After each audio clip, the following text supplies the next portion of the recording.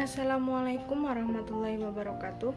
Di sini kami akan mempresentasikan hasil diskusi dari kelompok kami. Anggota dari kelompok kami yaitu saya sendiri, Rasida Nafisa Alfinikmah, Faris Naufal, Entin Makrifah, Rediawati, Hana Prasinur Alfiana, Restu Ilham Mahara, dan Urfan Bagus Panuntun. Dan materi yang pertama akan disampaikan oleh saya sendiri. Materi yang pertama yaitu tentang pengertian perkembangan moral. Perkembangan moral adalah perkembangan yang berkaitan dengan aturan dan konvensi mengenai apa yang seharusnya dilakukan oleh manusia dalam interaksinya dengan orang lain. Beberapa teori tentang perkembangan moral yaitu sebagai berikut. 1. Teori psikoanalisa tentang perkembangan moral. 2. Teori belajar sosial tentang perkembangan moral.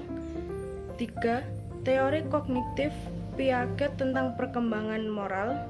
Dan yang keempat, teori Kohlberg tentang perkembangan moral. 1. Teori psikoanalisa tentang perkembangan moral. Teori psikoanalisa membagi kepribadian atas 3 unsur. Yang pertama adalah ID. ID adalah struktur kepribadian yang terdiri atas aspek biologis yang irasional dan tidak disadari. Kedua adalah ego. Ego adalah struktur kepribadian yang terdiri atas aspek psikologis yang rasional dan disadari. Ketiga adalah superego. Superego adalah struktur kepribadian yang terdiri atas aspek sosial dan moral. Kedua, teori belajar sosial tentang perkembangan moral. Teori belajar sosial melihat tingkah laku sebagai respons atas stimulus. Dalam hal ini, proses-proses penguatan dan peniruan digunakan untuk menjelaskan perilaku moral anak. Ketiga, teori kognitif Piaget tentang perkembangan moral. Teori kognitif Piaget mengenai perkembangan moral melibatkan prinsip-prinsip dan proses yang sama dengan pertumbuhan kognitif yang ditemuinya dalam teori tentang perkembangan intelektual. Piaget membedakan pemikiran atas anak-anak 2 tahap, yaitu 1. Heteronomous morality atau morality of contract adalah tahap perkembangan moral yang terjadi pada anak usia 6 tahun hingga 9 tahun. Autonomous morality atau morality of cooperation adalah tahap perkembangan moral yang terjadi atas anak-anak pada usia 9 tahun sampai 12 tahun. Selanjutnya akan diteruskan oleh Entin. Kemudian yang keempat ada teori Kohlberg. Menurut Lawrence Kohlberg, penilaian dan perbuatan moral pada intinya bersifat rasional. Keputusan dari moral ini bukanlah soal perasaan atau nilai, melainkan suatu mengandung tafsiran kognitif terhadap keadaan dilema moral dan bersifat konstruksi kognitif yang bersifat aktif terhadap titik pandang masing-masing individu sambil mempertimbangkan segala sesuatu yang bermacam tuntutan, kewajiban, hak, dan keterlibatan setiap individu terhadap sesuatu yang baik dan adil. Terdapat beberapa tingkatan moral menurut Kohlberg, yaitu tingkatan prakonvensional pada usia 4-10 tahun.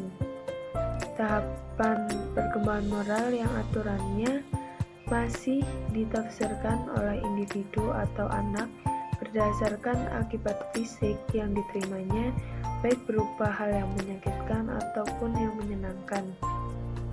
Pada tingkatan ini terdapat 2 tahap, yaitu tahap orientasi hukuman dan kepatuhan serta orientasi relativitas instrumental.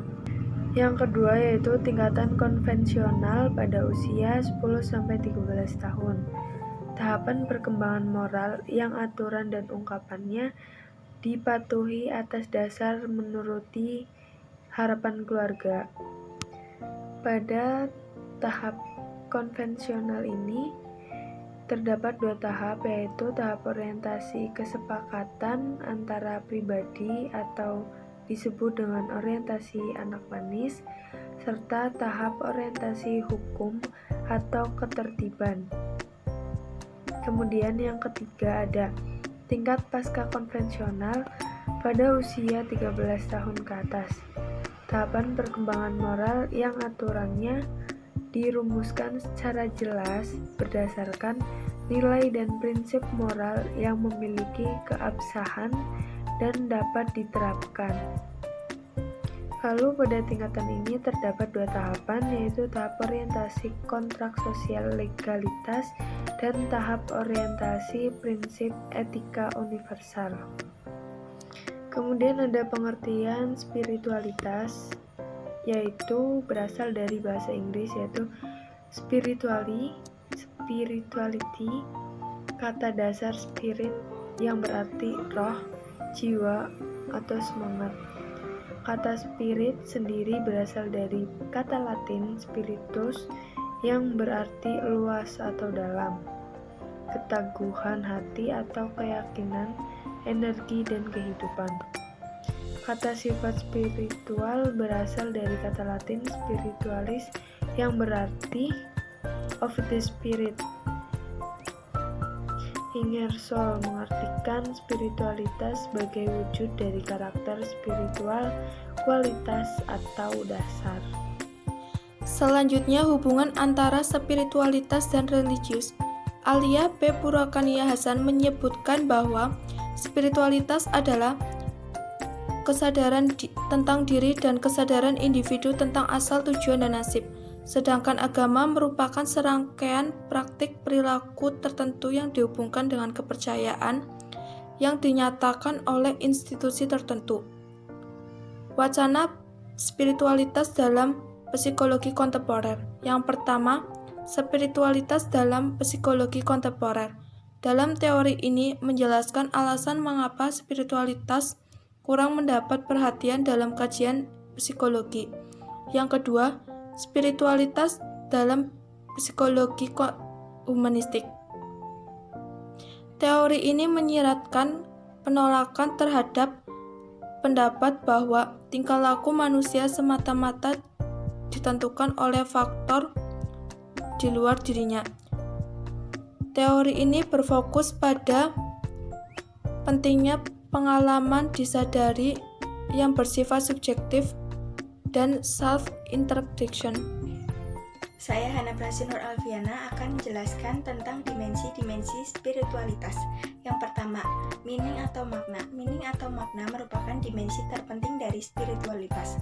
Meskipun makna tidak mungkin digambarkan dengan cara-cara yang umum, namun ia dapat dipahami sebagai sesuatu yang dialami individu yang membuat kehidupannya lebih bernilai atau berharga. Manusia mengisi hidupnya bukan untuk sesuatu yang tujuannya sia-sia. Pasti ada sesuatu yang menjadi sasaran dan ada energi yang menggerakkan dirinya secara dinamis untuk mencapai sasaran tersebut.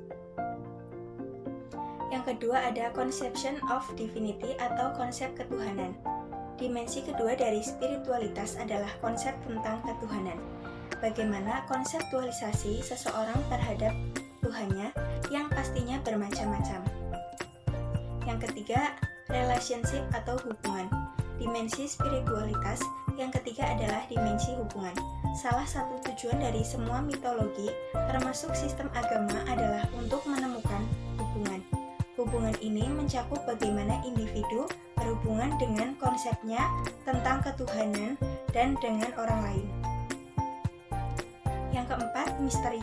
Misteri juga merupakan salah satu dimensi spiritualitas yang penting. Banyak upaya untuk menggambarkan spiritualitas menyinggung masalah misteri atau ambiguitas dari spiritual. Untuk menguraikan dimensi misteri ini, mencatat bahwa spiritualitas merupakan dimensi yang secara tipikal dirasakan sebagai sesuatu yang tidak bisa dipahami dan tidak bisa dilukiskan. Yang kelima ada experience atau pengalaman. Di samping konsep tentang tak terbatas, kesadaran tentang makna, dinamika hubungan, dan dimensi misteri, terdapat kebutuhan untuk menjelaskan bagaimana semua ini dimanifestasikan dalam pengalaman individual. Campbell menekankan pentingnya pengalaman spiritual, di mana orang menceritakan tentang pencarian makna hidup. Apa yang sesungguhnya mereka cari tidak lain adalah tentang pengalaman hidup. Yang keenam ada dimensional integration atau integrasi atau integritas. Kelima dimensi spiritual yang telah dijelaskan tadi sebenarnya tidak berdiri sendiri, melainkan saling berintegrasi dan merupakan satu kesatuan yang tidak dapat dipisahkan. Spiritualitas adalah suatu integrasi dari semua aspek pengalaman dan kehidupan manusia. Terima kasih. Baik, yang selanjutnya adalah karakteristik perkembangan spiritualitas peserta didik. Ada beberapa teori perkembangan spiritual Fowler. Yang pertama adalah tahap prima fide. Tahap kepercayaan ini terjadi pada usia 0-2 tahun yang ditandai dengan rasa kepercayaan dan setia anak pada pengasuhnya. Kepercayaan ini tumbuh dari pengakuan relasi mutual berupa saling memberi dan menerima yang diritualisasikan dalam interaksi antara anak dan pengasuhnya. Yang kedua adalah tahap intuitif projective yang berlangsung antara usia 2-7 tahun. Pada tahap ini kepercayaan anak bersifat peniruan karena kepercayaan yang dimilikinya masih merupakan gabungan hasil pengajaran dan contoh-contoh signifikan dari orang dewasa. Anak kemudian berhasil merangsang, membentuk, menyalurkan dan juga mengarahkan perhatian spontan serta gambaran intuitif dan proyektifnya pada ilahi. Yang ketiga adalah tahap mythic literal fide, dimulai dari usia 7-11 tahun. Pada tahap ini sesuai dengan tahap kognitifnya, anak secara sistematis mulai mengambil makna dari tradisi masyarakatnya. Yang keempat adalah tahap synthetic conventional fide yang terjadi pada usia 12 sampai akhir masa remaja atau awal masa dewasa. Kepercayaan remaja pada tahap ini ditandai dengan kesadaran tentang simbolisme dan memiliki lebih dari satu cara untuk mengetahui kebenaran. Sistem kepercayaan remaja mencerminkan pola kepercayaan masyarakat pada umumnya. Namun, kesadaran kritisnya sesuai dengan tahap operasional formal, sehingga menjadikan remaja melakukan kritik atas ajaran-ajaran yang diberikan oleh lembaga keagamaan resmi kepadanya. Yang kelima adalah tahap individuative reflective fide yang terjadi pada usia 19 tahun atau pada masa dewasa awal. Pada tahap ini mulai muncul sintesis kepercayaan dan tanggung jawab individual terhadap kepercayaan tersebut. Pengalaman personal pada tahap ini memainkan peranan penting dalam kepercayaan seseorang. Yang selanjutnya adalah tahap conjunctive fide. Disebut juga paradoxical consolidation fide yang dimulai pada usia 30 tahun sampai dewasa akhir. Tahap ini ditandai dengan perasaan terintegrasi dengan simbol-simbol, ritual-ritual, dan juga keyakinan agama. Dalam tahap ini seseorang juga lebih terbuka terhadap pandangan-pandangan yang paradoks dan bertentangan yang berasal dari kesadaran akan keterbatasan dan pembatasan seseorang. Yang terakhir, tahap universalizing fide yang berkembang pada usia lanjut. Perkembangan agama pada masa ini ditandai dengan munculnya sistem kepercayaan transendental untuk mencapai perasaan ketuhanan serta adanya desentralisasi diri dan pengosongan diri. Sekian dari saya. Materi selanjutnya akan dibacakan oleh teman saya. Terima kasih. Implikasi perkembangan moral dan spiritual terhadap pendidikan. 1. Memberikan pendidikan moral dan keagamaan melalui kurikulum tersembunyi atau hidden curriculum. 2. Memberikan pendidikan moral langsung atau direct moral education. 3. Memberikan pendekatan moral melalui pendekatan klarifikasi nilai atau values clarification. 4. Menjadikan pendidikan wahana yang kondusif bagi peserta didik untuk menghayati agamanya. 5. membantu peserta didik mengembangkan rasa ketuhanan melalui pendekatan spiritual parenting.